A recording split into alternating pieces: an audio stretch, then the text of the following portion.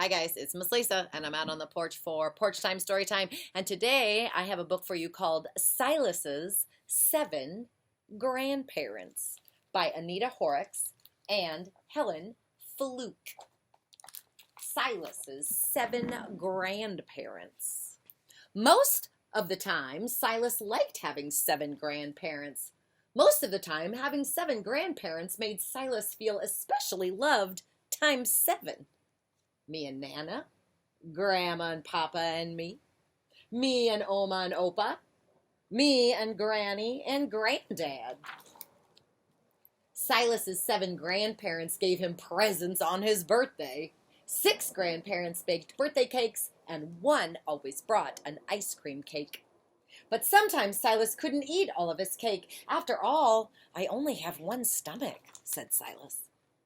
Silas's 7 grandparents came to his hockey games. 5 grandparents cheered, and 2 of them coached his team. But sometimes 7 grandparents could not fit into the dressing room. After all, I only have 1 pair of skates to lace, said Silas. Silas's 7 grandparents helped take care of Silas when he was sick. 1 rubbed his back, 2 fed him chicken soup, and 4 sang softly to him. But sometimes 7 grandparents traipsing in and out made too much commotion. After all, I only want to sleep, said Silas. Silas's 7 grandparents took him on outings over the July long weekend. 2 took him camping, 2 took him to the dog show, 2 took him to the dinosaur museum, and 1 rode the roller coaster with him at the amusement park. But sometimes Silas couldn't keep up with his 7 grandparents. After all, he said, I'm only 1 small boy. And when Silas's mom and dad decided to go away for a few days on a business trip, 7 grandparents invited Silas to stay with them.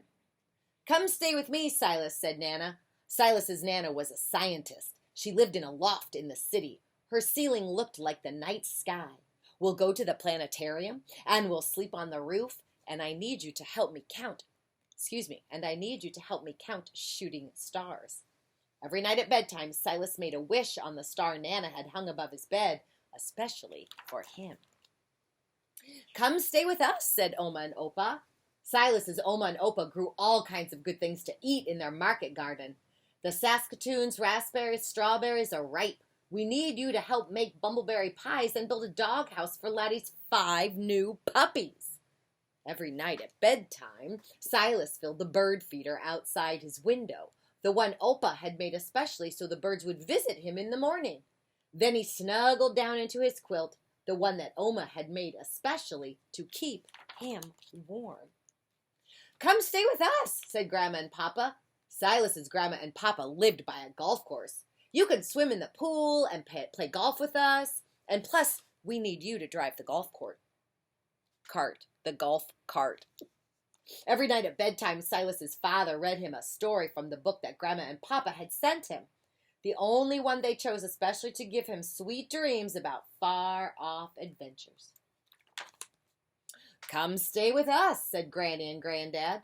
Silas's Granny and Granddad lived by a lake in the foothills. We'll take you to a powwow and go fishing and canoeing, and we need you to help us paddle.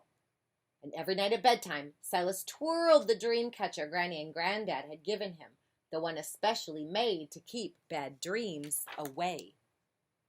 I can't stay with all 7 grandparents at the same time, said Silas. You'll have to choose, said his mama. Your grandparents know that you can't be everywhere at once. After all, there's only 1 Silas. Look at all the pictures he's got. So many choices. That night, Silas couldn't sleep. He was still awake when the moon drifted by his window. The man in the moon peeked in his bedroom window. Moonbeams played hide-and-seek in his bird feeder. Moonbeams streamed across his storybook and danced in and out of his dream catcher. Moonbeams twinkled off of his star so that glimmers of light stumbled all over his quilt. And wrapped in a glittering hug from his head to his toes, Silas felt especially loved 7 times. Silas laughed. Thank you, he said to the man in the moon. You've given me an especially good idea. The next morning, Silas colored, and he painted, he cut, and he glued, and he glittered, and he printed, and he folded, and he stamped. And he mailed his especially good idea to his 7 grandparents. And if you live in Canada, you recognize this as your post box. If you live in the United States, our post boxes tend to be always blue, but in Canada they are red. And the author of this book, I think it's the author, let me look. I know the lady who did the pictures. Let me look. Yep, Anita Horrocks, the lady who wrote the book. Sorry, I was saying goodbye to the worker who was here. We had a little flood and they came to start fixing it. The lady who wrote the words, Anita Horrocks, she is from Lethbridge, Alberta. And Helen Fluke, who did the pictures, grew up in Wales and now lives in Guelph, Ontario, Canada. So let's get back to the story. So remember, he mailed everything. Hold on, right there. He mailed all of his letters to his 7 grandparents. And on the day his parents left on their business trip, Silas waited on his front porch. Soon, Oma and Opa's truck chugged up to the house. "Hello, Silas," said Oma and Opa. Behind them, Granny and Granddad's camper swung into the driveway. "Hey, partner," called Granny and Granddad. Grandma and Papa beeped their car horn as they parked out front. "Hi, Silas," called Grandma and Papa. Finally, Nana rode up on her bicycle. "Hola, Silas," called Nana with a grin. Silas's parents ran outside to see what all the excitement and hubbub was about. "What on earth?" they said. "I can't stay with all 7 grandparents at the same time," said Silas.